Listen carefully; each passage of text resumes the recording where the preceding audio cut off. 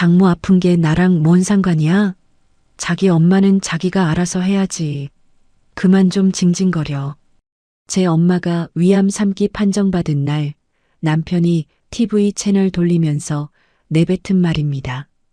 적금 깨서 수술비 대고 회사 휴직하고 병원에서 밤새 토하는 엄마 등을 쓸어주는 동안 이 인간은 골프를 치고 있었어요. 수술실 앞에서 4시간을 혼자 앉아 울고 있는데 문자 익십하고 친구들이랑 술판을 벌이던 남편. 근데요, 딱 2주 뒤에 전세가 확 뒤집혔습니다. 시어머니가 계단에서 굴러떨어져 응급실에 실려간 날 남편이 다급하게 전화해서 빨리 오라고 하길래 제가 딱 한마디 했죠. 전화 잘못 거셨습니다. 간병인 쓰세요. 제 앞에서 비굴하게 매달리는 남편한테 이혼 서류 탁 내밀어준 똑똑한 아내의 통쾌한 복수 지금 바로 시작합니다. 평범한 화요일이었습니다. 점심시간 종이 울리자마자 저는 책상 서랍에서 도시락을 꺼냈죠. 전날 밤에 싸둔 김치볶음밥이었는데 전자레인지에 돌리려고 자리에서 일어나는 순간 휴대폰이 울렸습니다. 화면에 엄마라는 2글자가 떴어요. 엄마는 보통 저녁 8시쯤 전화하는 사람이에요. 점심시간에 연락이 온 건 기억을 더듬어 봐도 손에 꼽을 정도였죠. 저는 도시락을 내려놓고 전화를 받았습니다. 엄마, 왜? 점심시간에 웬일이야? 수화기 너머로 엄마의 숨소리가 먼저 들렸습니다. 1박자, 2박자. 엄마는 평소처럼 밝은 목소리를 내려고 애쓰는 게 느껴졌어요. 수진아, 별일 아닌데 엄마가 병원을 좀 다녀왔어. 별일 아니라는 말을 먼저 꺼내는 사람치고 정말 별일 아닌 적이 없었습니다. 저는 휴게실 구석으로 걸어가며 목소리를 낮췄어요. 병원? 어디 아파? 무슨 병원? 동네 병원에서 검사를 좀 했는데 큰 병원 가서 다시 보래. 그래서 다녀온 거야. 엄마의 목소리가 떨리고 있었습니다. 평생 남 앞에서 눈물 한 번 안 보이던 사람이에요. 아버지 돌아가셨을 때도 장례식장에서도 엄마는 울지 않았거든요. 그 엄마의 목소리가 떨린다는 건 보통 일이 아니라는 뜻이었죠. 엄마, 나한테 숨기지 마. 뭐라고 했어, 의사가. 긴 침묵이 흘렀습니다. 저는 휴게실 창문 앞에 서서 손가락으로 허벅지를 꼬집고 있었어요. 위암이래. 3기라고 했어. 도시락을 데우러 가던 평범한 점심이 그 한마디에 산산조각이 났습니다. 저는 아무 말도 할 수 없었어요. 입을 열면 울음이 터질 것 같아서 입술을 깨물었죠. 수진아, 듣고 있어? 듣고 있어. 엄마가 알아서 할 테니까 너는 걱정하지 마. 요즘 의술이 좋잖아. 엄마는 자기가 암이라면서 딸을 걱정하고 있었습니다. 저는 그날 오후 내내 일이 손에 잡히지 않았어요. 모니터 화면의 글자가 하나도 읽히지 않았죠. 이틀 뒤 목요일 저는 반차를 내고 대학병원에 엄마와 함께 갔습니다. 엄마는 병원 입구에서 저를 보더니 손을 흔들었어요. 평소보다 얼굴이 많이 야위어 있었습니다. 진료실에 들어가자 담당 의사가 컴퓨터 화면을 돌려 보여주며 설명을 시작했어요. 보호자분이시죠? 어머니 상태를 말씀드리겠습니다. 종양이 꽤 진행된 상태이고 주변으로 번졌을 가능성이 있어서 2주 안에 수술을 하셔야 합니다. 저는 의사의 입이 움직이는 걸 보면서도 소리가 잘 들리지 않았습니다. 진료 기록지에 적힌 3기, 전이 의심이라는 글자만 눈에 박혔어요. 수술하면 괜찮아지는 건가요? 수술 후 상태를 봐서 추가 치료 여부를 결정하게 됩니다. 지금은 수술이 가장 급해요. 진료실을 나왔을 때 저는 걸을 수가 없었습니다. 복도 의자에 주저앉아서 두 손으로 얼굴을 감쌌어요. 엄마가 뒤따라 나와 제 옆에 앉았습니다. 수진아, 울지 마. 엄마 안 죽어. 엄마는 제 등을 쓸어주며 말했어요. 안 알릴 수도 있었는데 네가 나중에 알면 더 서운해할까봐 말한 거야. 엄마가 미안해. 저는 엄마를 붙잡고 울었습니다. 아버지 없이 혼자서 저를 키운 사람이에요. 새벽에 김밥 말아서 시장에 나가고 밤에는 삭바느질하면서 저를 대학까지 보낸 사람이에요. 왜 하필 이 사람한테 이런 일이 생기는 건지 원망스러운 마음이 가슴 밑바닥에서 올라왔죠. 그날 저녁 집에 돌아왔습니다. 준혁이 소파에 누워서 TV를 보고 있었어요. 저는 신발을 벗으면서 입을 열었습니다. 준혁아, 나 할 말 있어. 준혁이 고개를 돌리지 않고 리모컨 버튼을 눌렀어요. 응, 말해. 엄마가 위암 3기래. 2주 뒤에 수술해야 해. 한동안 내가 병원 좀 오가야 될 것 같아. 채널이 바뀌는 소리가 거실에 울렸습니다. 준혁이 화면에서 눈을 떼지 않은 채 물었어요. 그래서 저녁은? 저는 그 말을 듣고 현관에 서서 한참을 움직이지 못했습니다. 할 말이 목구멍까지 올라왔다가 다시 내려갔어요. 저는 아무 대꾸 없이 부엌으로 걸어갔죠. 다음 날 저는 회사 인사팀에 가족 돌봄 휴가를 신청했습니다. 엄마 수술 일정을 2주 뒤로 확정하고 수술 전에 해야 하는 검사들을 하나하나 챙기며 바쁘게 움직였어요. 저녁에 준혁이 퇴근하길 기다렸다가 조심스럽게 꺼냈습니다.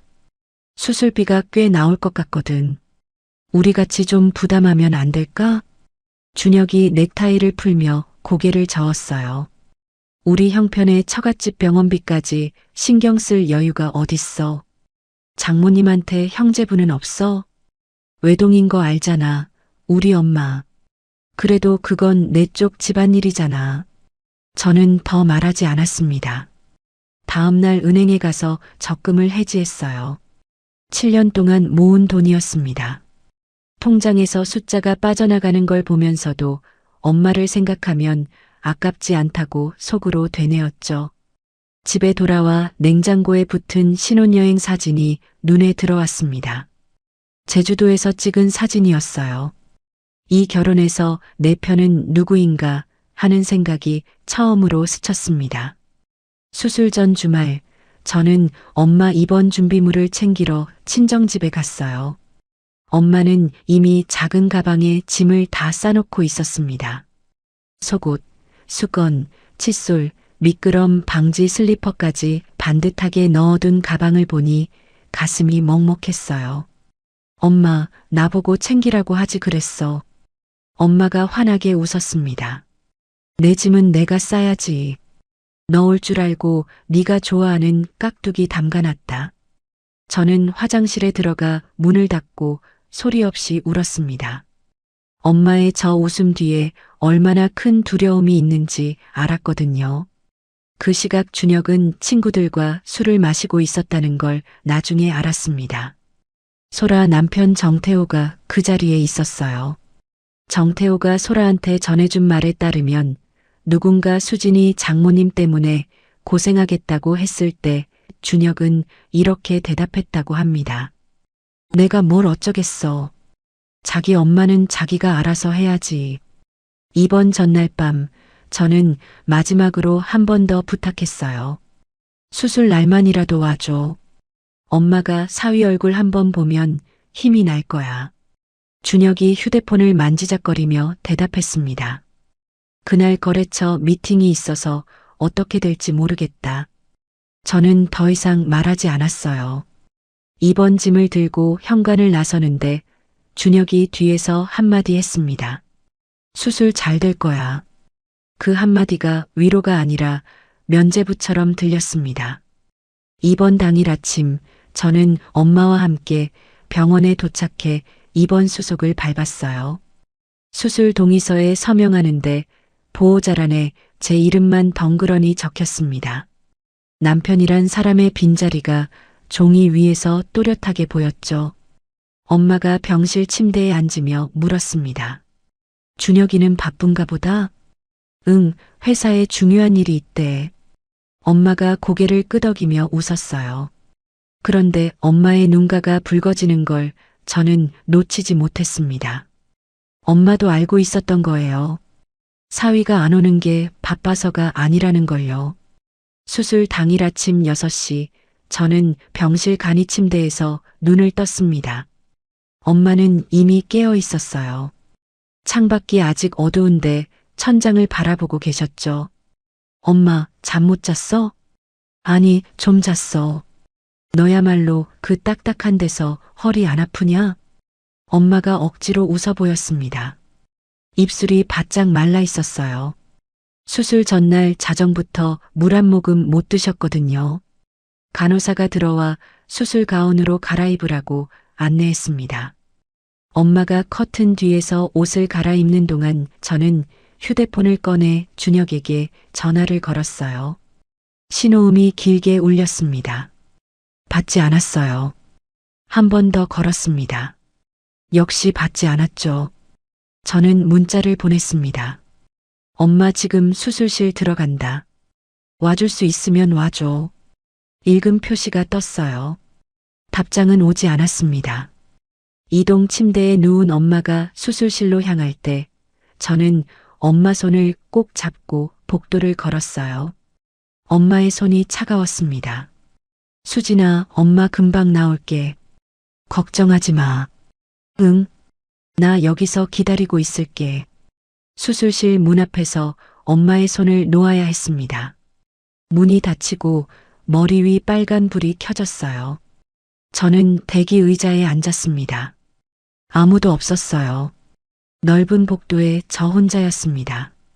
오가는 사람들이 보호자 대기석에 홀로 앉아 있는 저를 힐끗 보고 지나갔어요. 다른 수술실 앞에는 가족들이 둘, 셋씩 모여 앉아 있었는데 저만 혼자였죠. 1시간이 지났습니다. 2시간이 지났어요. 저는 화장실도 가지 못하고 의자에 앉아 수술실 문만 바라봤습니다. 혹시라도 의사가 나와서 제 이름을 부를까봐 자리를 뜰 수가 없었거든요. 3시간째에 접어들 무렵 복도 끝에서 익숙한 목소리가 들렸어요. 수진아.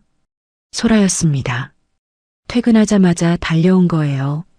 소라가 비닐봉지를 들고 허겁지겁 뛰어오더니 제 옆에 털썩 앉았습니다. 밥은 먹었어? 저는 고개를 저었어요. 소라가 봉지에서 김밥 한 줄과 생수를 꺼내 제 무릎 위에 올려놨습니다. 먹어. 너 쓰러지면 이모님 누가 봐.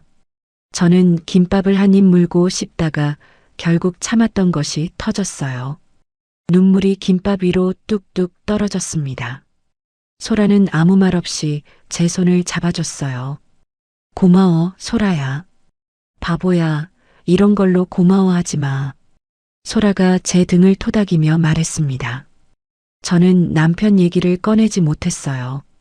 준혁이 안 왔다는 말을 입 밖에 내면 그게 진짜가 될 것 같았거든요. 4시간이 넘어서야 수술실 문이 열렸습니다. 의사가 마스크를 내리며 나왔어요. 저는 벌떡 일어났습니다. 보호자 이수진 씨요? 네, 저예요. 수술은 잘 끝났습니다. 종양은 깨끗하게 떼어냈는데 주변 조직 일부에서 번진 흔적이 확인돼서 추가로 항암 치료를 진행해야 할 것 같습니다. 잘 끝났다는 말에 다리에서 힘이 풀렸어요. 소라가 옆에서 제 팔을 잡아줬습니다. 그런데 항암이라는 단어가 귀에 걸렸죠. 끝난 게 아니었습니다. 회복실로 옮겨진 엄마를 잠깐 볼 수 있었어요. 마취가 덜 깬 엄마가 눈을 감은 채 중얼거렸습니다. 수진아, 수진아. 잠꼬대처럼 제 이름을 부르는 엄마의 목소리를 듣고 저는 복도 벽을 손으로 짚었습니다. 무너지면 안 됐어요. 제가 무너지면 엄마를 돌볼 사람이 아무도 없으니까요. 그 다음 날 오전이었습니다. 휴대폰이 울렸어요. 준혁이었습니다. 수술 잘 됐어? 마치 안부 인사처럼 가볍게 물었어요. 저는 복도 창가에 서서 전화를 받았습니다. 잘 됐어. 근데 항암도 해야 한대. 아, 그래. 다행이네. 수술은 잘 됐다니까. 잠깐 침묵이 흘렀어요. 준혁이 다시 입을 열었습니다. 근데 수진아, 집에 먹을 게 하나도 없다. 라면도 다 떨어졌어. 언제 들어올 건데? 저는 창밖을 바라봤습니다. 병원 주차장에 햇살이 내리쬐고 있었어요. 엄마가 아직 중환자실이야. 당분간은 못 가. 야, 그러면 간병인 하나 쓰면 되잖아. 하루에 얼마 한다던데 뭐 그리 대단한 일이라고. 네가 며칠째 거기 박혀 있어. 준혁이 전화를 끊었습니다. 저는 꺼진 화면을 한참 들여다봤어요. 화면에 비친 제 얼굴이 낯설었습니다. 엄마가 중환자실에서 일반 병실로 옮겨진 날부터 본격적인 간병이 시작됐습니다. 저는 밤낮 없이 병원에서 지냈어요. 엄마가 물을 달라고 하면 물을 떠다 드리고, 화장실에 가고 싶다고 하면 부축해서 모시고 가고, 새벽에 통증으로 신음하시면 간호사를 불러 진통제를 요청했죠. 같은 병실에 입원한 환자의 보호자가 말을 걸어왔습니다. 50대 초반쯤 되어 보이는 여자분이었어요. 아가씨, 커피 한 잔 마셔. 내가 자판기에서 뽑아왔어. 오정미라는 분이었습니다. 남편을 간병하고 계셨어요. 고맙습니다. 나도 여기 온 지 3주째야. 이 생활 하다 보면 보호자가 먼저 쓰러져. 틈나면 꼭 쉬어. 정미 씨의 말이 따뜻했습니다. 이 병원에서 저한테 밥 먹었냐, 쉬라고 말해주는 사람은 소라와 정미 씨뿐이었어요. 간병 3일째 오후 시어머니한테서 전화가 왔습니다. 저는 엄마가 낮잠 든 사이 복도로 나가 전화를 받았어요. 어머니, 안녕하세요. 수진아, 너 도대체 며칠째 병원이야? 엄마가 아직 혼자 움직이지를 못하셔서요. 준혁이가 집에서 밥도 못 챙겨 먹고 다닌다는데 네가 그래도 안 해지. 시어미한테까지 전화가 오게 만들면 되겠냐? 저는 엄마의 상태를 설명하려고 했습니다. 어머니 수술 후에 경과를 봐야 해서 제가 좀 더. 시집간 딸이 친정에 며칠째 처박혀 있으면 남들이 뭘 하겠냐? 적당히 하고 들어가. 뚜뚜뚜. 시어머니가 일방적으로 끊어버렸습니다. 저는 전화기를 쥔 채 병원 옥상으로 올라갔어요. 바람이 세게 불었습니다. 난간에 기대서서 하늘을 올려다봤죠. 결혼 초에 준혁이 했던 말이 떠올랐어요. 신혼집 이사하던 날이었습니다. 준혁이 짐을 나르다 말고 저를 보며 웃었죠. 수진아, 이제 내 가족이 내 가족이야. 걱정하지 마. 그 말이 얼마나 가벼운 것이었는지 7년이 지나서야 알게 됐습니다. 간병 일주일째 엄마가 조금씩 나아져서 죽을 드실 수 있게 됐어요. 저는 병원 앞 죽집에서 전복죽을 사다가 엄마한테 한 숟가락씩 떠먹여 드렸습니다. 맛있어? 응. 네가 떠주니까 더 맛있다. 엄마가 웃었어요. 저도 웃었습니다. 그 웃음 뒤에 쌓인 피로와 걱정은 숨긴 채요. 그날 오후 직장 인사팀에 전화해서 가족 돌봄휴직을 정식으로 신청했어요. 담당자가 안내했습니다. 최대 90일까지 쓸 수 있는데 무급이에요. 무급이라는 말에 머리가 복잡해졌지만 선택의 여지가 없었습니다. 같은 날 저녁 소라한테서 전화가 왔어요. 소라의 목소리가 평소와 달리 조심스러웠습니다. 수진아, 너한테 해야 할 말이 있는데. 응, 말해. 태호가 그러는데 얼마 전에 준혁 씨랑 술 마셨대. 거기서 준혁 씨가 그랬다더라. 장모 병원비까지 내가 왜 신경 써야 하냐고. 처갓집 일은 처갓집에서 알아서 해야 한다고. 저는 아무 말도 하지 못했어요. 미안해. 네가 알아야 할 것 같아서. 소라가 미안해하는 목소리로 말했습니다. 저는 전화를 끊고 한동안 아무런 표정도 짓지 못한 채 서 있었어요. 그날 밤이었습니다. 병실에서 잠든 엄마의 손을 잡고 앉아 있는데 소라한테 사진 한 장이 왔어요. 태호가 단체 대화방에서 본 거라고 했습니다. 준혁이 골프장에서 찍은 사진이었어요. 환하게 웃고 있었고 리프레시 완료라는 글이 붙어 있었습니다. 저는 휴대폰 화면을 보다가 고개를 돌려 엄마를 봤어요. 엄마는 수술 자국이 있는 배를 감싼 채 힘겹게 잠들어 있었습니다. 항암 치료를 앞두고 있었죠. 다시 화면을 봤어요. 골프채를 들고 웃는 남편의 얼굴을 봤습니다. 그 순간 제 안에서 무언가가 꺾였어요. 소리도 없이 아주 조용히 하지만 다시는 돌아갈 수 없을 만큼 완전하게요. 엄마의 첫 번째 항암 치료가 시작된 날, 저는 주사실 앞 복도에 앉아 있었습니다. 안에서 엄마의 구역질 소리가 들려왔어요. 간호사가 문을 열고 나오더니 제게 말했습니다. 보호자분, 지금은 좀 힘들어 하시는데 약 효과가 나오면 나아질 거예요.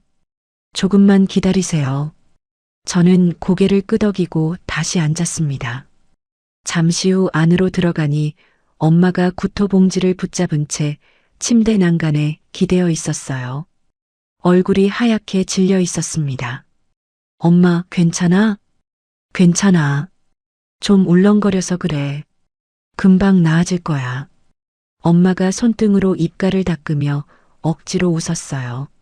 저는 수건에 물을 적셔 엄마의 이마를 닦아드렸습니다. 등을 쓸어주는데 엄마의 등뼈가 손바닥에 그대로 느껴졌어요.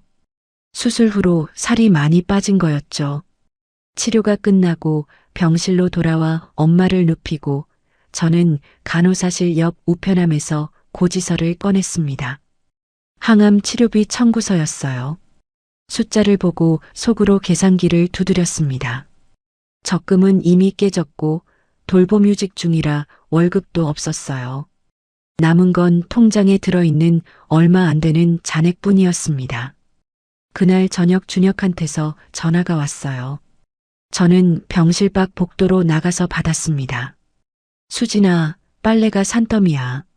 세탁기는 어떻게 돌리는 거냐? 세제 넣고 버튼 누르면 돼. 귀찮게 그걸 어떻게 해. 그리고 싱크대에 벌레 나온다. 집이 완전 엉망이야. 도대체 언제 들어올 건데? 저는 복도 벽에 등을 기대고 눈을 감았어요. 엄마 항암 시작했어. 당분간 더 있어야 해. 아, 또? 도대체 그게 언제 끝나는 건데? 저는 전화를 끊고 꺼진 화면에 비친 제 얼굴을 봤습니다. 눈 밑에 시커먼 그늘이 내려앉아 있었어요. 항암 치료 후 며칠이 지나자 엄마의 머리카락이 빠지기 시작했습니다. 아침에 베개 위에 머리카락이 수북이 떨어져 있었어요. 엄마가 그걸 보고도 아무 말 없이 쓸어 모아 휴지통에 버렸습니다. 하루는 엄마가 세면대 앞에서 거울을 보고 계셨어요. 저는 물컵을 가져다 드리려고 다가갔는데 엄마의 어깨가 떨리고 있었습니다. 엄마, 내가 이 꼴이 뭐냐? 엄마가 거울에서 눈을 떼지 못한 채 말했어요. 숱이 확 줄어든 머리카락 사이로 두피가 보였습니다. 평생 강한 척하던 엄마가 처음으로 무너지는 걸 봤어요. 저는 뒤에서 엄마를 안았습니다. 엄마의 어깨가 제 팔 안에서 작게 흔들렸어요. 괜찮아, 엄마. 치료 끝나면 다시 나. 예쁜 모자 사줄게. 엄마 모자 쓰면 되게 잘 어울려. 엄마가 제 팔을 잡고 한참을 울었습니다. 저도 같이 울었어요. 그런데 울면서도 머릿속에서는 숫자가 돌아가고 있었습니다. 남은 치료비, 무급 상태의 생활비, 다음 달 친정집 관리비. 감정과 현실 사이에서 제 머리가 쉴 틈 없이 쪼개지고 있었죠. 그날부터 저는 병원 간병 틈틈이 노트북을 펼쳤습니다. 온라인 번역 일과 블로그 원고 작업을 시작한 거예요. 엄마가 잠든 밤 10시부터 새벽 2시, 3시까지 자판을 두드렸습니다. 한 건에 10,000원, 20,000원짜리 일이었지만 안 하는 것보다는 나았어요. 병실 간이 침대에서 기절하듯 잠들고 새벽 6시에 간호사의 회진 소리에 깨는 날이 반복됐습니다. 같은 병실의 정미 씨가 어느 아침 제 얼굴을 보더니 혀를 찼어요. 아가씨, 얼굴이 환자보다 더 안 좋아. 이러다 네가 먼저 쓰러진다. 괜찮아요. 좀 피곤한 것뿐이에요. 괜찮은 사람 얼굴이 아니야. 나랑 밥 먹으러 가자. 내가 살게. 정미 씨가 제 팔을 잡아 끌다시피 해서 병원 구내식당에 데려갔습니다. 정미 씨가 쟁반 2개에 밥과 국, 반찬을 담아와서 제 앞에 놓았어요. 먹어. 국부터 떠. 저는 숟가락을 들고 국을 한 모금 마셨습니다. 뜨거운 국물이 목을 타고 내려가니까 그제야 제가 얼마나 굶고 있었는지 느껴졌어요. 정미 씨가 밥을 먹으며 조용히 입을 열었습니다. 나도 예전에 시어머니 간병한 적 있어. 남편은 코빼기도 안 비치고 나 혼자 병원에서 3개월을 살았지. 저는 젓가락을 멈추고 정미 씨를 봤어요. 그때 나는 참는 게 당연한 줄 알았어. 며느리니까 아내니까 다 내가 해야 하는 거라고. 근데 아니더라. 참는 게 미덕이 아니라 나를 죽이는 거였어. 정미 씨가 물컵을 들며 말했습니다. 결국 이혼했어. 그때는 내가 너무 늦게 깨달았다 싶었지. 저는 아무 말도 하지 못했어요. 정미 씨의 이야기가 남의 일이 아니었거든요. 숟가락을 다시 들었지만 밥맛을 느낄 수가 없었습니다. 처음으로 제 결혼 생활을 바깥에서 들여다보는 기분이었어요. 항암 2차 치료를 앞둔 주말, 저는 준혁한테 전화를 걸었습니다. 치료비가 부족했거든요. 준혁아, 다음 주에 2차 치료 들어가는데 돈이 좀 모자라. 같이 좀 보태줄 수 있어? 내 월급으로는 대출 이자에 보험료 내면 빠듯한 거 알잖아. 내 적금 아직 안 깼어? 적금은 진작에 다 깼어. 준혁의 목소리가 갑자기 높아졌어요. 뭐? 그걸 왜 나한테 한마디 없이 깨? 그건 우리 돈이잖아. 저는 전화기를 꽉 쥐었습니다. 7년 동안 내 이름으로 내가 넣은 적금이야. 그리고 그 돈으로 엄마 수술비 냈어. 아니, 그래도 상의를 해야 할 거 아냐? 집안 살림이 있는데. 준혁이 화를 내고 있었어요. 엄마 수술비에는 한 푼도 안 보태놓고 제 적금을 깬 건 따지는 거였습니다.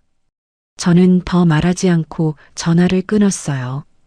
그 주말에 소라가 병원으로 문병을 왔습니다.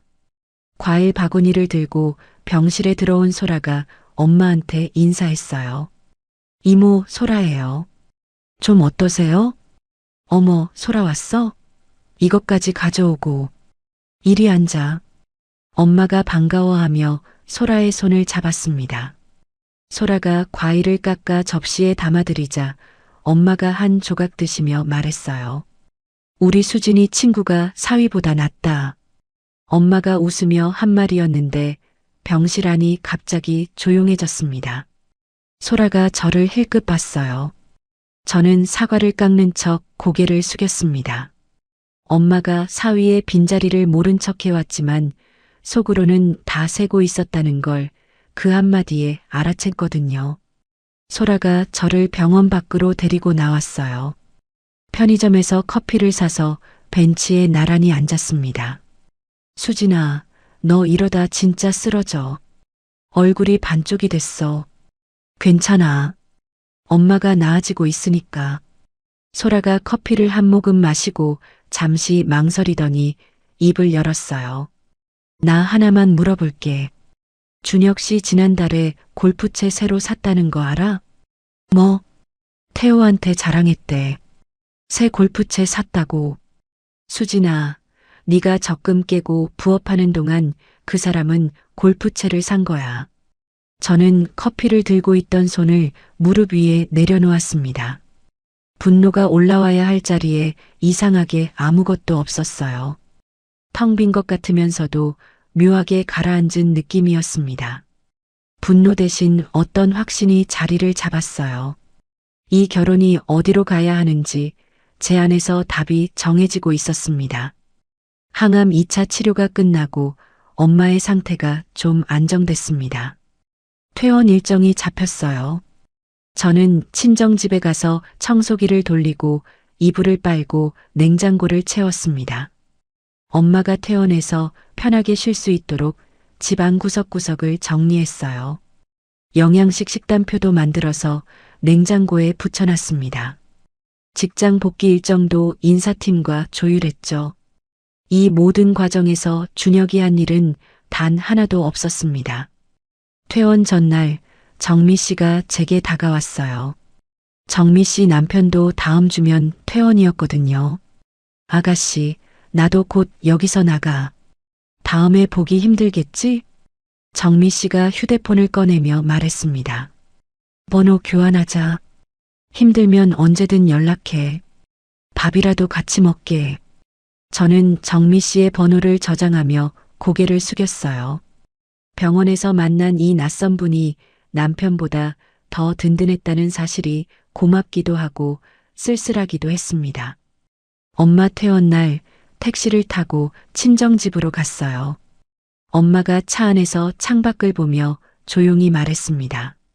수진아, 준혁이한테 미안하게 됐다. 며느리를 이렇게 오래 붙잡아놔서. 저는 엄마의 손을 잡았어요. 미안할 사람은 엄마가 아니야. 엄마가 고개를 돌려 저를 봤습니다. 저는 창밖을 바라봤어요. 택시 유리에 비친 제 눈이 보였습니다. 더 이상 아무것도 기대하지 않는 사람의 눈이었어요.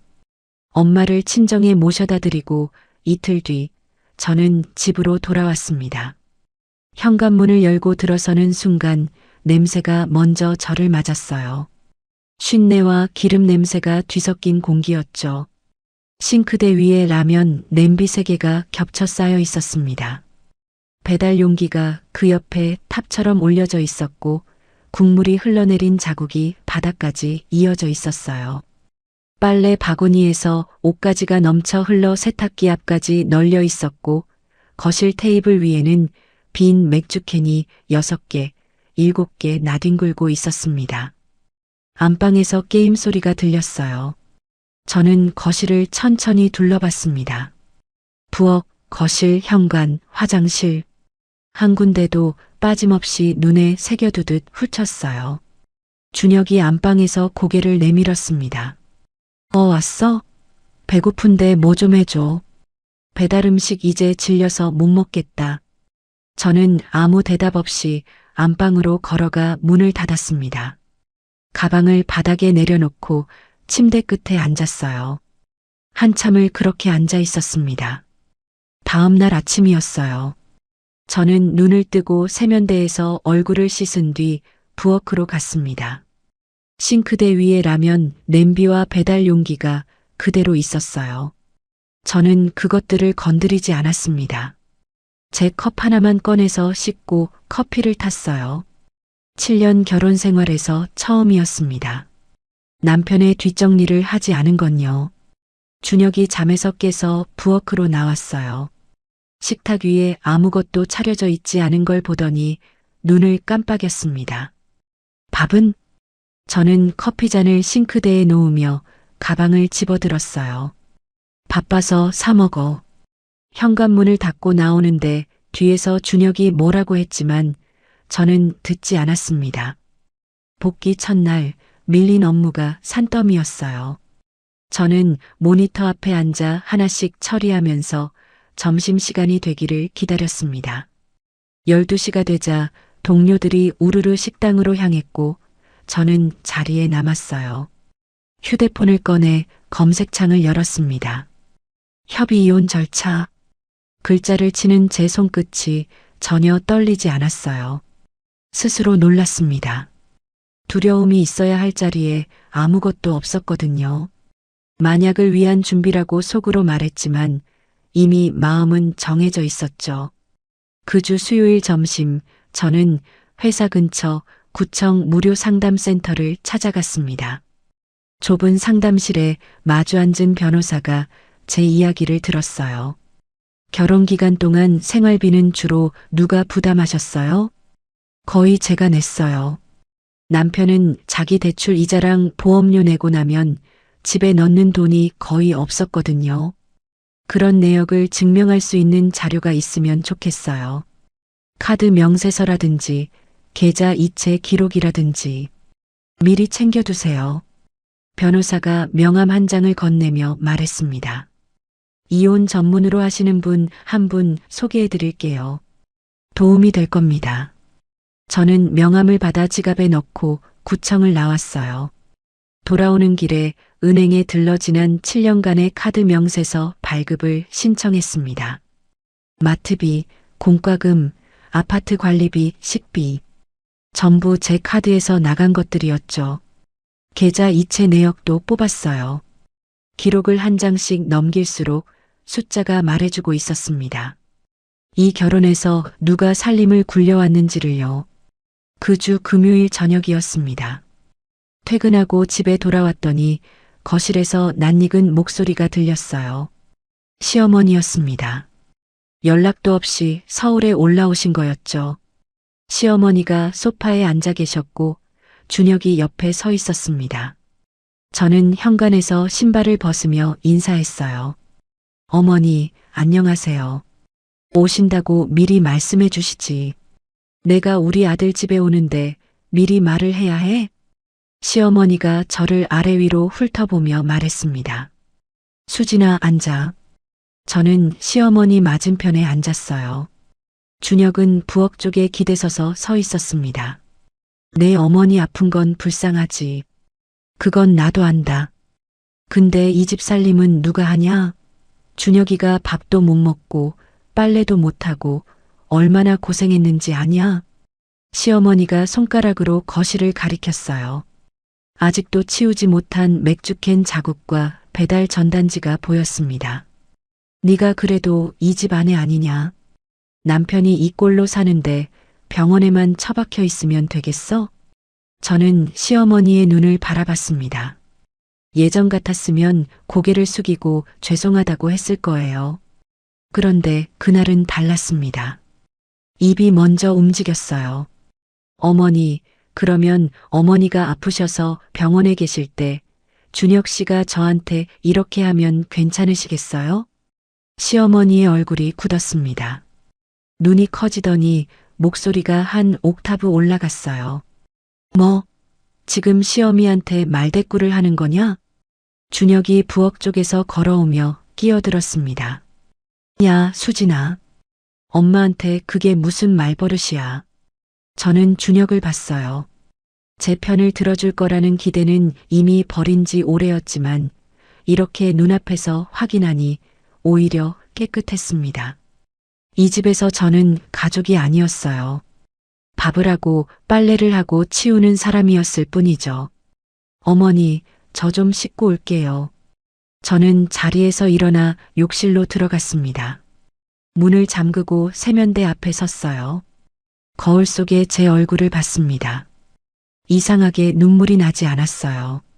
대신 머릿속이 선명해지고 있었습니다. 그날 밤 시어머니가 돌아가신 뒤 저는 침대에 누워 천장을 바라봤어요. 옆에서 준혁이 코를 골며 자고 있었습니다. 저는 어둠 속에서 눈을 감았다 떴습니다.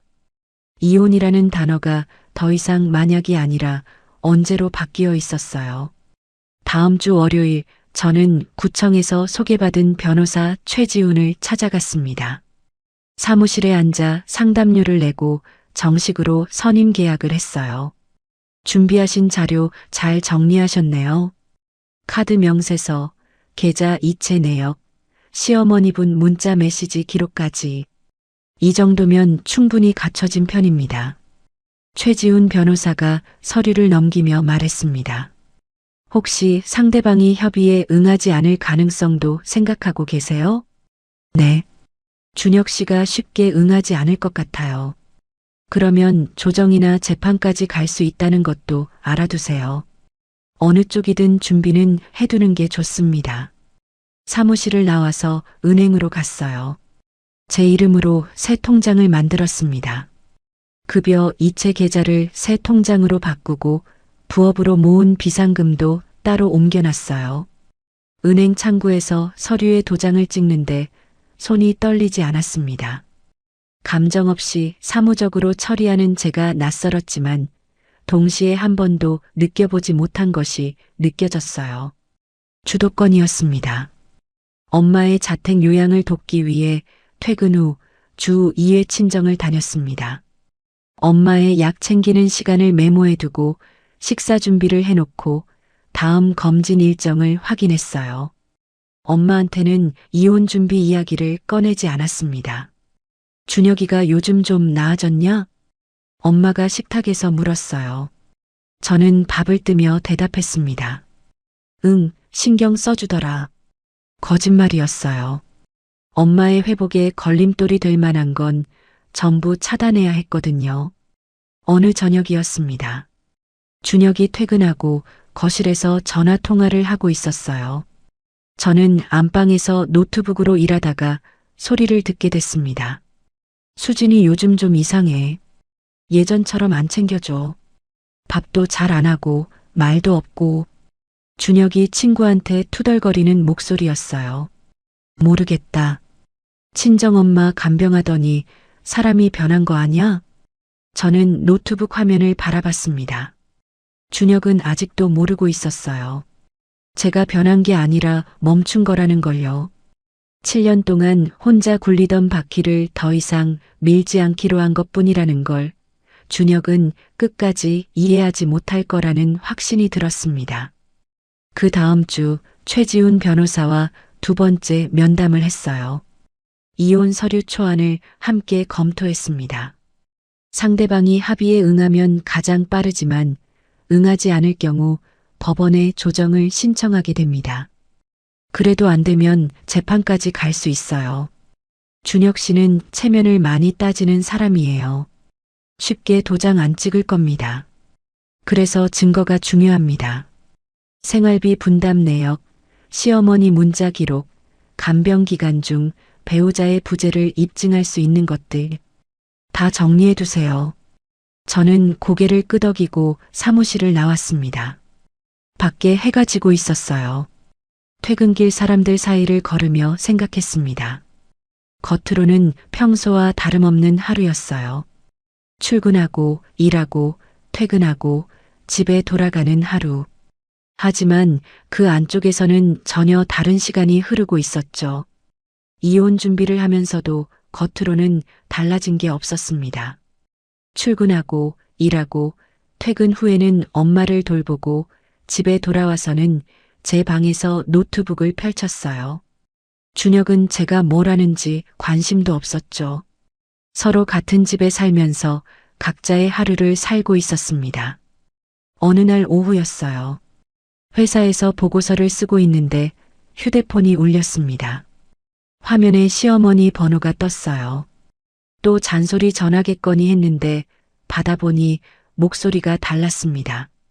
옳게. 신우이 은정 형님이었어요. 숨이 가쁜 목소리였습니다. 옳게. 엄마가 계단에서 넘어졌어. 고관절인 것 같아. 지금 응급실이야. 저는 볼펜을 내려놓고 잠시 가만히 있었습니다. 머릿속에 아무 생각도 떠오르지 않았어요. 1초, 2초, 3초. 그러다 아주 차갑고 선명한 문장 하나가 떠올랐습니다. 형님, 일단 의사 말씀 잘 들으시고 준혁 씨한테 연락하세요. 아, 응. 준혁이한테도 전화했어. 옳게도 빨리 와줘. 저는 대답하지 않고 전화를 끊었습니다. 30초쯤 지나서 준혁한테서 전화가 왔어요. 수진아, 엄마가 입원했어. 응급실이야. 빨리 와. 준혁의 목소리가 급했습니다. 저는 의자 등받이에 기대앉아 창밖을 봤어요. 불과 2달 전 제가 똑같은 말을 했었죠. 엄마가 수술실에 들어간다고, 제발 와달라고. 그때 준혁은 읽고도 답을 안 했습니다. 전화 잘못 거신 것 같은데요. 간병인 알아보세요. 저는 그렇게 말하고 전화를 끊었습니다. 손가락으로 통화 종료 버튼을 누르는데 힘이 하나도 들지 않았어요. 바로 다시 전화가 울렸습니다. 준혁이었어요. 저는 받지 않았습니다. 10초 뒤에 또 울렸어요. 그것도 받지 않았습니다. 문자가 쏟아지기 시작했어요. 야, 이게 뭐 하는 짓이야? 엄마가 응급실인데 장난이야? 전화 좀 받아. 수진아, 제발. 저는 문자를 하나하나 읽었습니다. 읽기만 하고 답은 하지 않았어요. 휴대폰을 책상 위에 내려놓고 창밖을 바라봤습니다. 놀라울 정도로 평온했어요. 심장이 뛰지도 손이 떨리지도 눈물이 나지도 않았습니다. 그 시각 준혁은 응급실에서 혼자 뛰어다니고 있었겠죠. 의사한테 설명 듣고 서류에 서명하고 이리저리 끌려다니면서 수술이 필요하다는 말, 나이가 있어서 회복이 오래 걸릴 수 있다는 말. 그 말들을 혼자 감당하고 있었을 거예요. 제가 그랬던 것처럼요. 저녁에 은정 형님한테서 전화가 왔습니다. 저는 잠시 망설이다가 받았어요. 수진 씨, 나 은정이야. 사정이 있는 건 모르겠는데 엄마가 위급한 상황이야. 이러면 안 되지 않아? 은정 형님의 목소리가 조심스러우면서도 답답하다는 게 느껴졌습니다. 저는 의자에 앉은 채 천천히 입을 열었어요. 형님, 제 친정엄마 암 수술할 때 준혁 씨가 뭐라고 했는지 아세요? 뭐라고 했는데? 장모 아픈 게 나랑 무슨 상관이냐고 했어요. 수술날 병원에 와달라고 했더니 전화도 안 받았고요. 항암 치료 내내 한 번도 안 왔어요. 골프는 치러 다녔지만요. 전화기 너머에서 아무 소리도 들리지 않았습니다. 형님, 저한테 전화하실 게 아니라 간병인 구하시는 게 빠를 거예요. 은정 형님이 한참 만에 입을 열었어요. 그런 일이 있었어? 네. 준혁이가 진짜 그랬어? 네. 형님, 저는 이만 끊을게요. 전화를 끊고 가방을 챙겨 퇴근했습니다. 친정에 가서 엄마와 저녁을 먹었어요. 시댁 이야기는 한마디도 꺼내지 않았습니다. 수진아, 오늘 안색이 좋아 보인다. 엄마가 된장찌개를 떠먹으며 말했어요. 그래, 요즘 좀 잘 자서 그런가 봐. 그래, 잘 자야 해. 얼굴에 화색이 도니까 엄마도 기분이 좋다. 저는 밥을 먹다가 숟가락을 내려놓고 엄마를 봤어요. 엄마, 나 이제 좀 내 인생 살려고. 엄마가 젓가락을 멈추고 저를 바라봤습니다. 제 눈을 들여다보더니 아무 말 없이 고개를 살짝 끄덕였어요. 더 묻지 않았습니다. 엄마는 뭔가를 느꼈을 거예요. 그날은 그걸로 충분했습니다. 다음 날 준혁은 회사에 반차를 내고 병원에 있었다고 합니다. 소라가 태호한테 들은 이야기를 저한테 전해줬어요. 준혁이 시어머니 곁에서 간병을 시작한 거였습니다. 밥 먹여드리고 화장실 부축하고 밤에 호출벨 울리면 달려가고 옆 침대 보호자가 물었다고 해요. 아내분은 안 오세요? 준혁이 출장 중이라고 거짓말했다고 합니다. 제가 안 오는 게 아니라 못 오는 것처럼 꾸민 거죠. 이틀째 간병을 하다가 준혁은 결국 간병인을 불렀다고 해요. 하루에 13만 원이라고 했습니다. 준혁이 그 금액을 듣고 놀랐다더군요. 제게 간병인 쓰면 되잖아라고 가볍게 던졌을 때 그게 얼마인지도 몰랐던 거예요. 시어머니가 화를 냈다고 합니다. 며느리가 하면 돈 안 드는데 왜 남한테 돈을 줘? 수진이를 당장 데려와. 엄마, 수진이가 지금 상황이 좀. 무슨 상황이야? 시어미가 뼈가 부러져 누워 있는데 며느리가 안 오는 게 말이 돼? 시어머니가 아무리 화를 내도 몸이 아프니 간병인을 받아들일 수밖에 없었겠죠. 일주일이 지나면서 준혁이 눈에 띄게 지쳤다는 얘기를 소라가 전해줬어요. 간병인비를 내면서 출근도 해야 하니 이중으로 시달리는 거였죠. 회사에서 지각과 조퇴가 잦아져 팀장한테 경고까지 받았다고 합니다. 친구 하나가 준혁한테 이렇게 말했다고 해요. 야, 이거 얼마 전에 수진 씨가 겪은 거랑 똑같은 거 아니냐? 준혁이 뭐라고 대답했는지는 전에 듣지 못했어요. 저는 그 무렵부터 짐을 조금씩 빼기 시작했습니다. 퇴근길에 집에 들러온 몇 벌, 화장품, 책 몇 권씩 가방에 담아 친정집에 옮겨놨어요. 한꺼번에 빼면 티가 나니까 조금씩 며칠에 걸쳐서요. 준혁은 병원과 회사를 오가느라 집에 거의 들르지 못했기 때문에 눈치를 챌 수가 없었죠. 소라를 만나 커피를 마시며 말했습니다. 때가 되면 얘기할 거야. 준혁 씨한테? 응. 소라가 제 손을 잡았어요.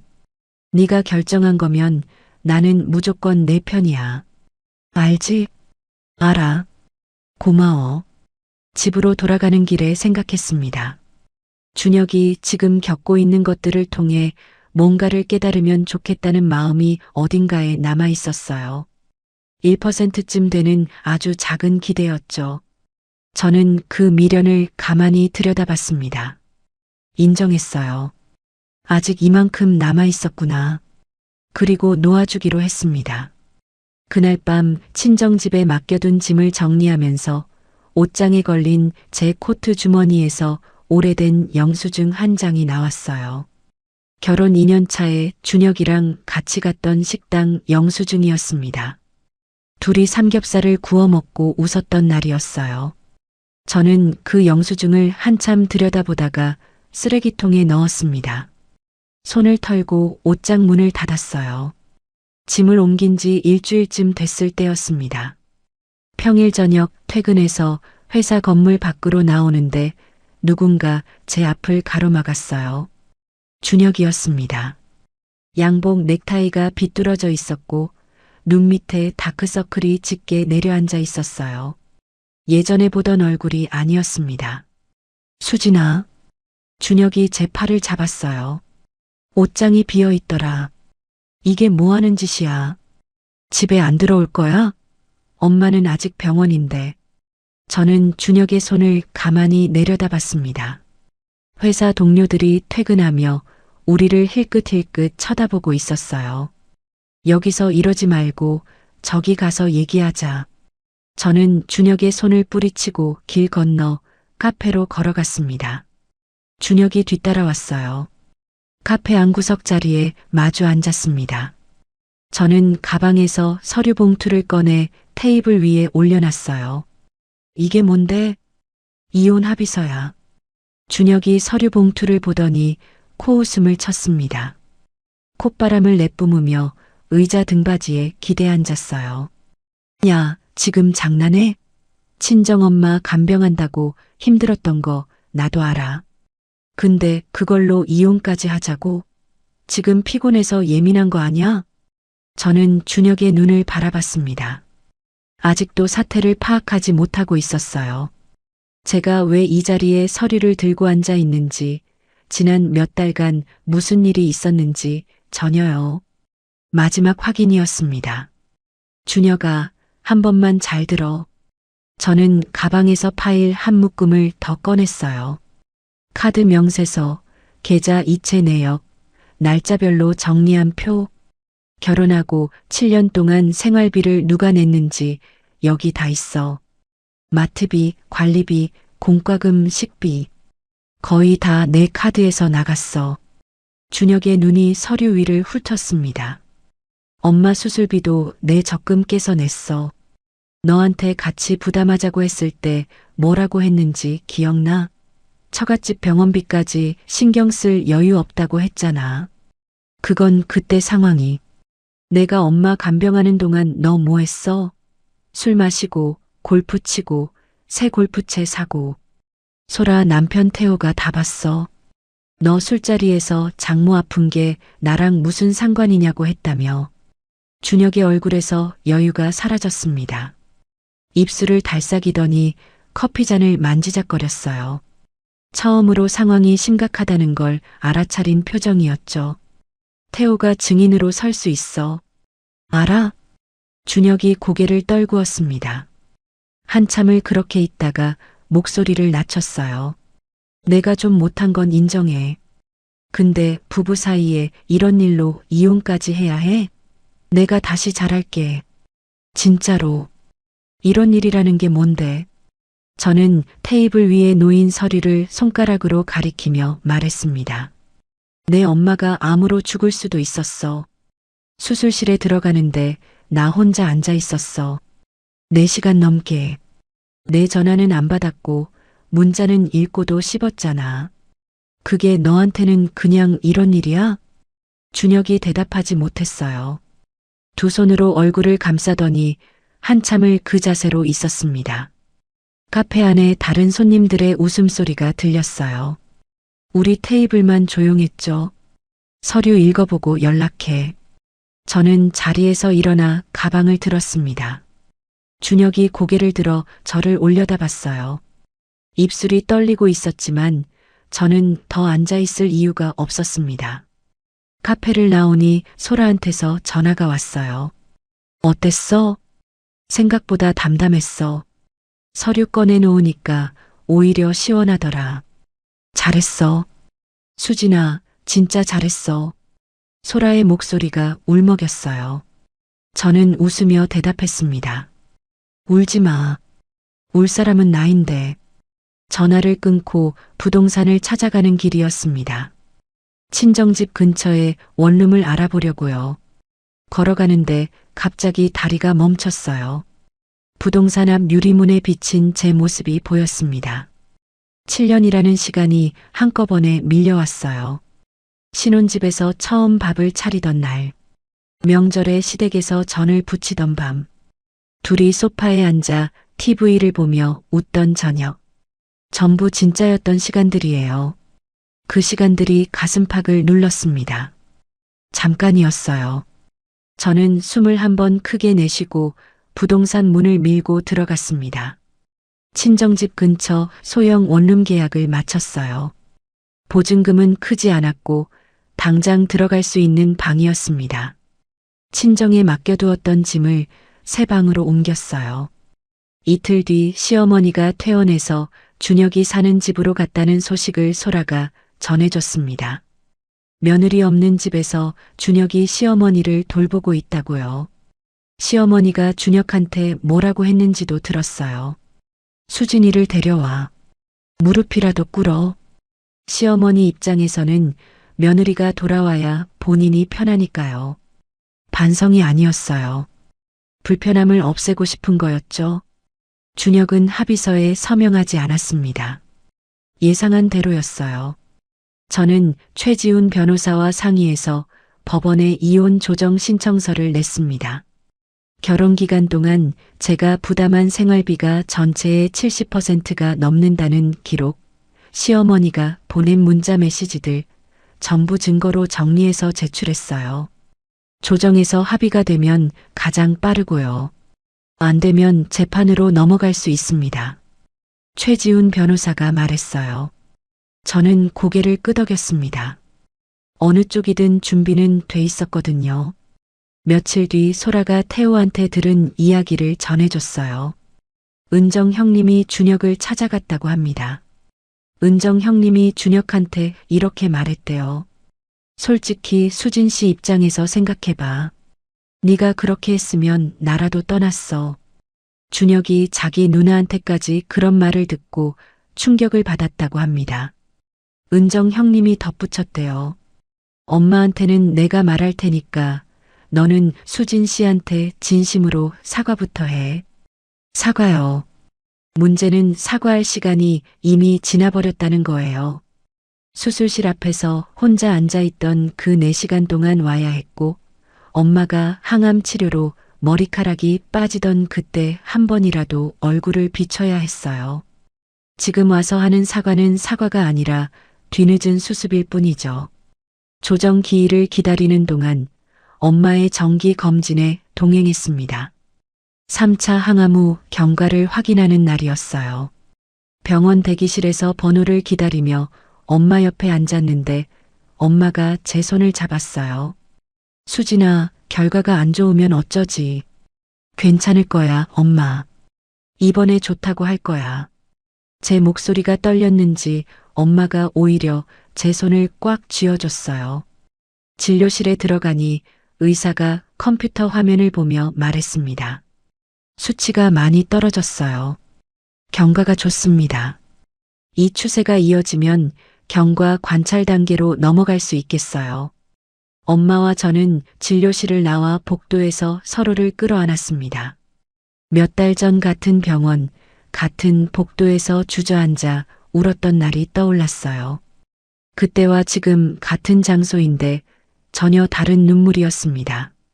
병원을 나와 나란히 걷는데 엄마가 하늘을 올려다보며 웃었어요. 저도 웃었습니다. 오랜만에 진짜 웃음이었어요. 그날 저녁 친정집에서 엄마와 밥을 먹었습니다. 된장찌개와 계란말이, 시금치나물. 소박한 밥상이었는데 세상에서 제일 맛있었어요. 엄마가 숟가락을 내려놓더니 저를 가만히 바라봤습니다. 수진아, 이혼하려는 거지? 숟가락을 쥔 손이 멈췄어요. 엄마, 어떻게 알았어? 내 눈이 달라졌어. 예전에는 눈치를 보는 눈이었는데 지금은 뭔가 결심한 사람 눈이야. 엄마가 딸 눈을 모르겠냐? 저는 밥그릇을 내려다봤습니다. 엄마한테 숨기고 있었는데 역시 엄마였어요. 엄마 미안해. 엄마 아픈데 이런 걱정까지 끼쳐서 미안하긴. 네가 결정한 거면 엄마는 응원한다. 엄마가 식탁 위로 손을 뻗어 제 손을 잡았어요. 수진아, 내 인생을 살아라. 엄마는 내 편이야. 저는 고개를 끄덕이며 엄마의 손을 꼭 잡았습니다. 밥상 위로 눈물이 떨어졌지만 닦지 않았어요. 엄마의 응원을 받은 지 2주 뒤 법원에서 조정기일 통지서가 날아왔습니다. 날짜를 확인하고 최지훈 변호사한테 연락했어요. 서류는 다 준비돼 있으니까 걱정 마시고 당일날 30분 전에 오세요. 변호사의 목소리가 담담했습니다. 저도 담담했어요. 조정 당일 아침 원룸 옷장에서 검은색 블라우스를 꺼내 입었습니다. 거울 앞에 서서 옷매무새를 다듬었어요. 떨리지 않았습니다. 현관을 나서는데 햇살이 밝았어요. 날씨가 좋은 게 이상하게 느껴졌죠. 법원 조정실 앞 복도에 도착하니 최지훈 변호사가 먼저 와 있었습니다. 서류 가방을 열어 마지막으로 자료를 확인하더니 고개를 끄덕였어요. 다 준비됐습니다. 편하게 하세요. 조정실 문이 열리고 안으로 들어갔습니다. 긴 테이블 한쪽에 저와 변호사가 앉았고 맞은편에 준혁이 앉아 있었어요. 준혁 옆에도 변호사가 한 명 있었습니다. 준혁을 본 건 카페에서 합의서를 건넨 이후 처음이었어요. 살이 빠져 있었고 눈밑이 거뭇했습니다. 시어머니 간병에 시달린 흔적이 얼굴에 고스란히 남아 있었죠. 준혁이 저를 보더니 입술을 달싹였지만 아무 말도 하지 않았어요. 조정위원이 양쪽을 번갈아 보며 입을 열었습니다. 양측의 입장을 먼저 듣겠습니다. 신청인 측부터요. 최지훈 변호사가 서류를 넘기며 말했어요. 결혼기간 7년간 의뢰인이 부담한 생활비 비율이 전체의 70%에 달합니다. 여기 카드 명세서와 이체 내역이 있습니다. 또한 의뢰인의 친정어머니가 암 수술과 항암 치료를 받는 동안 상대방은 단 한 번도 병문안을 하지 않았고 간병 거부는 물론이고 모욕적인 발언을 했습니다. 이를 증언할 수 있는 제3자도 있고요. 시어머니의 지속적인 압박성 문자 메시지 기록도 함께 제출합니다. 준혁 측 변호사가 맞받았어요. 성격 차이로 인한 일시적인 갈등입니다. 부부 사이에 충분히 있을 수 있는 일이고 상대방도 반성하고 있으며 관계 회복 의사가 있습니다. 조정위원이 서류를 넘기다가 준혁을 봤습니다. 박준혁 씨, 직접 하실 말씀 있습니까? 준혁이 고개를 들었어요. 입술을 한번 핥더니 말했습니다. 제가 잘못한 부분이 있습니다. 처가 쪽 일에 무관심했던 건 인정합니다. 하지만 이혼까지는 아니라고 생각합니다. 기회를 주시면 다시 잘해보겠습니다. 조정위원이 저를 봤어요. 이수진 씨는 어떻게 생각하십니까? 기회는 7년 동안 매일 있었습니다. 더 드릴 기회가 없어요. 조정실이 잠시 조용해졌습니다. 조정위원이 안경을 고쳤으며 서류를 정리했어요. 양측의 입장 차이가 큽니다. 2차 조정 기일을 잡겠습니다. 조정실을 나왔습니다. 복도에서 소라한테 전화를 걸었어요. 한 번 더 해야 한대. 2차 날짜 잡힌다고. 시간이 좀 걸리겠지만 넌 이미 다 한 거나 마찬가지야. 잘 버텨. 이기고 지는 게 아니야. 그냥 끝내는 거야. 전화를 끊고 법원 밖으로 나왔어요. 계단 위에 서서 하늘을 봤습니다. 구름 한 점 없이 맑았죠. 며칠 뒤 저녁 원룸에서 빨래를 개고 있는데 초인종이 울렸습니다. 문 앞에 준혁이 서 있었어요. 소라가 나중에 알려준 건데 준혁이 제 회사 근처에서 퇴근길을 따라와 원룸 위치를 알아낸 거였습니다. 수진아, 나 잠깐만. 5분만. 저는 문을 열었지만 안으로 들이지는 않았어요. 문틀에 기대서서 준혁을 봤습니다. 한 번만 기회를 줘. 진짜 달라질게. 내가 잘못한 거 알아. 다 알아. 7년이었어. 달라질 기회가 몇 번이었는지 알아? 준혁이 입술을 깨물었어요. 엄마가 수술실에 들어가던 날, 그날이 마지막이었어. 그 전화 한 통이면 됐어. 근데 너는 그걸 놓쳤잖아. 준혁이 복도 벽에 등을 기대며 고개를 숙였습니다. 한참을 서 있었어요. 저는 기다리지 않았습니다. 서류에 도장 찍어. 그게 너도 나도 편한 거야. 문을 닫았어요. 돌아서서 방 안으로 들어왔습니다. 창문으로 밖을 내다보니 준혁이 한참을 복도에 서 있다가 천천히 걸어갔어요. 그 다음 주 은정 형님이 저한테 전화를 했습니다. 수진 씨, 엄마가 직접 사과하고 싶다고 해. 한 번만 와줄 수 있어? 저는 잠시 망설였어요. 안 갈 수도 있었지만 한 번은 마주하는 게 맞겠다는 생각이 들었습니다. 형님도 그 자리에 같이 있어 주실 수 있어요? 당연하지. 내가 옆에 있을게. 주말 오후에 예전에 살던 집을 찾아갔습니다. 제가 나온 뒤로 한 번도 가지 않았던 곳이었어요. 현관 비밀번호는 바뀌어 있었고 은정 형님이 안에서 문을 열어줬습니다. 시어머니가 거실 소파에 앉아 계셨어요. 깁스한 다리를 낮은 탁자 위에 올려놓고 있었고 은정 형님이 옆에 나란히 앉았습니다. 시어머니가 저를 보더니 얼굴을 돌렸다가 다시 봤어요. 입을 여는데 목소리가 평소와 달랐습니다. 수진아, 내가 좀 심했다. 내 어머니 아픈 것도 신경 못 써줘서 미안하다. 저는 맞은편 의자에 앉아 시어머니의 얼굴을 바라봤습니다. 입은 사과를 하고 있었지만 눈은 달랐어요. 그래도 네가 이 집 며느리인데 시어미가 이렇게 누워 있는데 한 번은 와야 하는 거 아니냐? 그게 도리지. 저는 예상한 대로였습니다. 사과가 아니었어요. 불편한 상황을 되돌리기 위한 말이었죠. 돌아오라는 뜻이었습니다. 저는 자리에서 일어났어요. 어머니, 저는 이미 법원에 서류를 냈습니다. 저와 준혁 씨 문제는 저희가 정리할 거고요. 어머니 간병은 은정 형님과 준혁 씨가 하시는 게 맞아요. 시어머니의 얼굴이 벌겋게 달아올랐습니다. 저는 돌아서서 현관으로 향했어요. 신발을 신고 문을 열었습니다. 은혜도 모르는 년. 시어머니의 고함이 등 뒤에서 터졌습니다. 은정 형님이 그 자리에서 그 말을 고스란히 들었어요.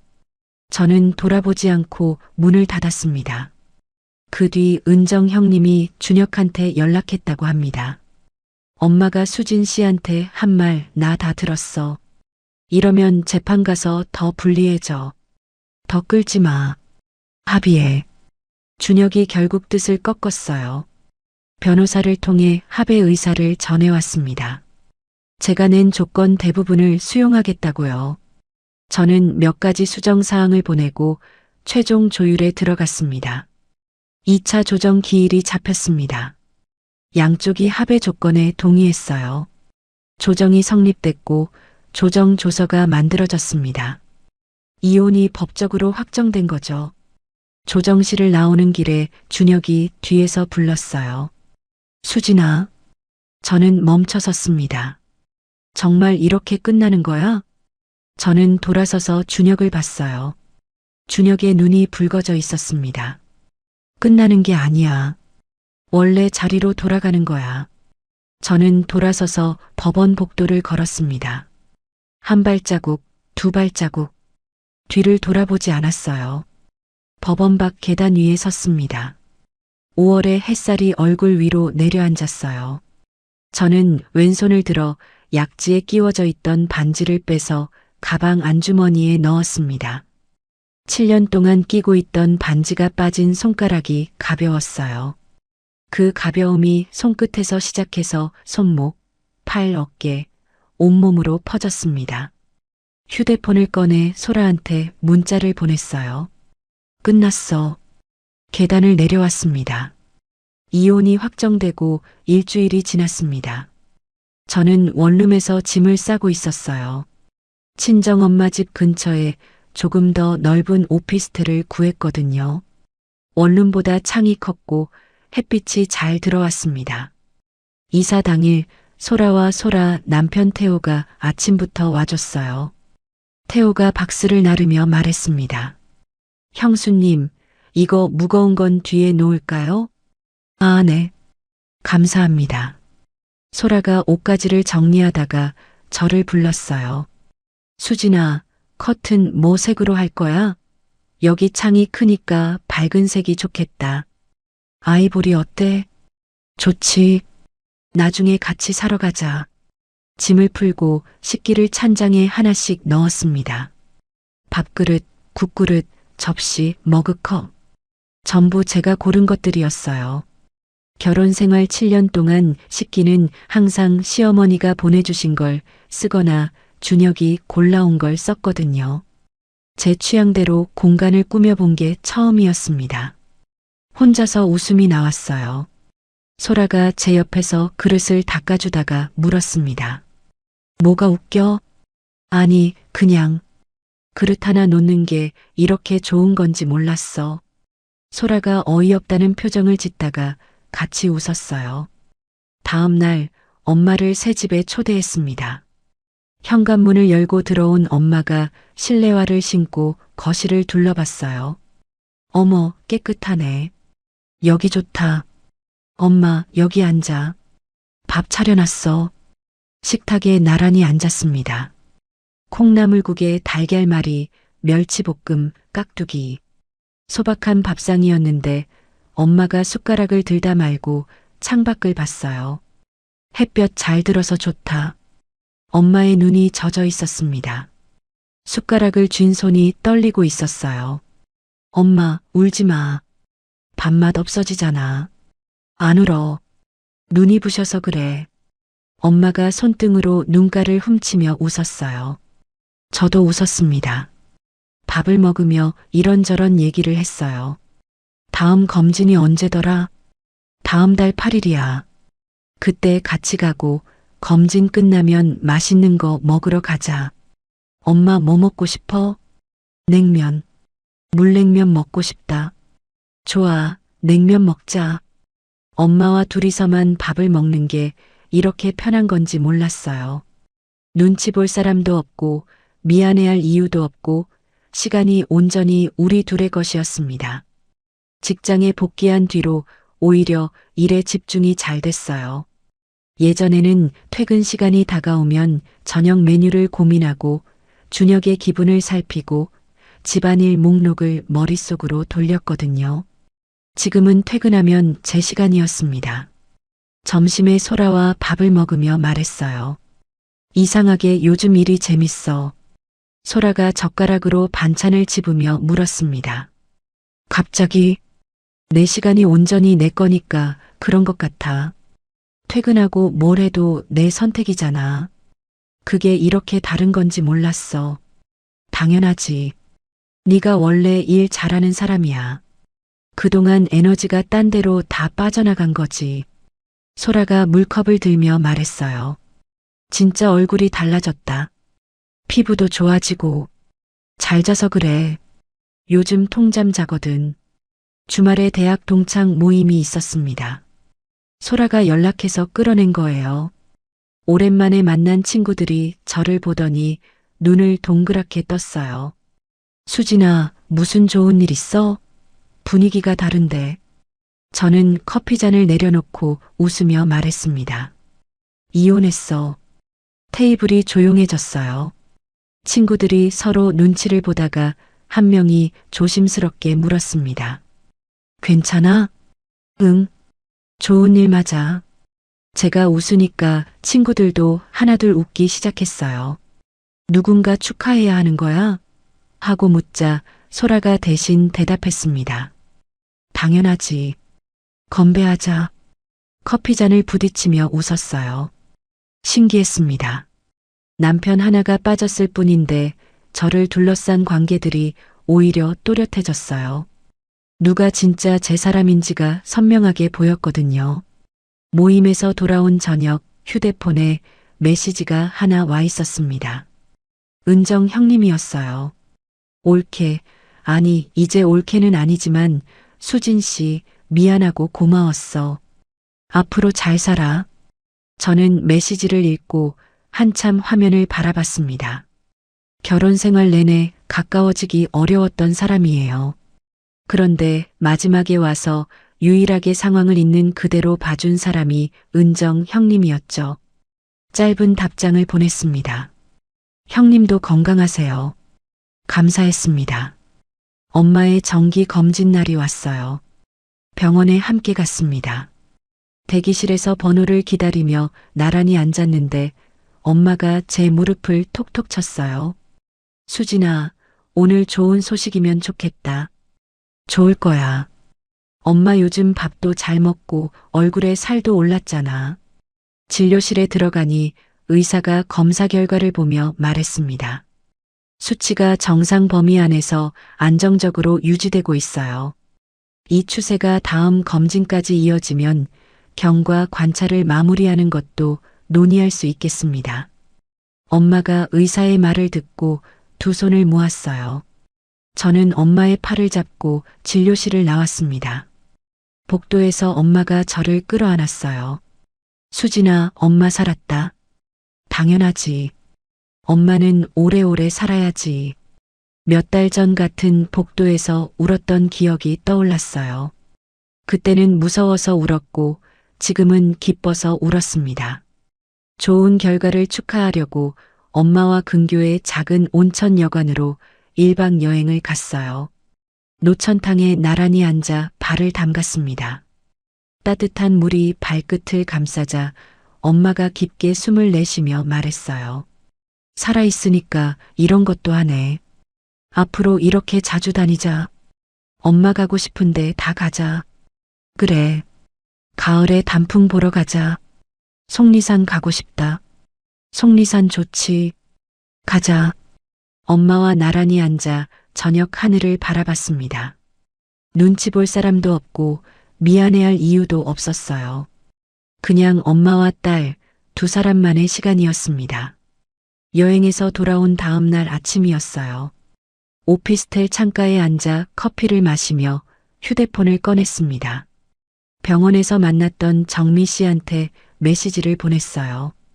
정미 선생님, 저 수진이에요. 엄마 경과 좋게 나왔어요. 그때 잘 챙겨주셔서 감사합니다. 잠시 뒤 답장이 왔어요. 잘 됐다. 나도 새 출발 잘하고 있어. 우리 밥 한번 먹자. 가장 힘든 시간에 만난 사람이 일상 속으로 이어지고 있었습니다. 저는 웃으며 네, 꼬교라고 답을 보냈어요. 메시지를 보내고 나서 연락처 목록을 열었습니다. 화면을 천천히 내리다가 박준혁이라는 이름 앞에서 멈췄어요. 손가락이 잠시 머물렀습니다. 삭제 버튼을 눌렀어요. 7년의 흔적이 버튼 하나에 사라졌습니다. 허무하지 않았어요. 깔끔했습니다. 눈을 감았다 떴어요. 창밖으로 아침 해가 비치고 있었습니다. 저는 책상 위 메모장을 펼치고 오늘 할 일을 적기 시작했어요. 출근길 횡단보도 앞에 섰습니다. 빨간불이었어요. 사람들이 양옆으로 줄 서서 신호를 기다리고 있었습니다. 가족이라는 이름은 누군가의 희생 위에 세워지는 게 아니라 상대방이 아플 때 기꺼이 달려가는 것으로 완성되는 거였어요. 그 단순한 걸 깨닫는데 7년이 걸렸습니다. 하지만 그 7년 값으로 남은 인생 전부를 되찾았죠. 신호가 바뀌었어요. 저는 걸음을 내딛었습니다. 여러분, 오늘 주인공의 이야기 어떠셨나요? 7년 동안 혼자서 살림하고, 혼자서 간병하고, 혼자서 울었던 수진 씨가 결국 자기 인생을 되찾았습니다. 장모님이 암으로 쓰러졌을 때 골프나 치러 다니던 남편은 결국 자기 어머니 간병을 혼자 떠안고서야 하루 13만 원짜리 간병인 비용에 허덕이게 됐죠. 며느리는 공짜라고 큰 소리 치던 시어머니도 정작 본인이 누워보니까 그 공짜가 얼마나 큰 희생이었는지 뼈저리게 느끼셨을 겁니다. 가족이라는 이름은 한쪽의 희생 위에 세워지는 게 아니라 상대가 아플 때 기꺼이 달려가는 마음으로 완성되는 거라고 생각합니다. 그 단순한 진실을 외면한 대가가 이렇게 돌아온 거겠죠. 지금 누군가의 무관심 속에서 혼자 버티고 계신 분이 계시다면 나를 아껴주지 않는 사람 곁에서 스스로를 닳게 할 필요는 없다는 걸 꼭 기억해 주셨으면 합니다. 수진 씨처럼 자기 삶의 주인으로 다시 서는 분들의 앞날에 좋은 일만 가득하길 진심으로 바랍니다. 수진 씨한테 응원의 한마디 남겨주시는 건 어떨까요? 여러분의 따뜻한 댓글 하나가 누군가에게 큰 힘이 됩니다. 그럼 다음에도 속이 뻥 뚫릴 시원한 이야기로 찾아뵙겠습니다. 감사합니다.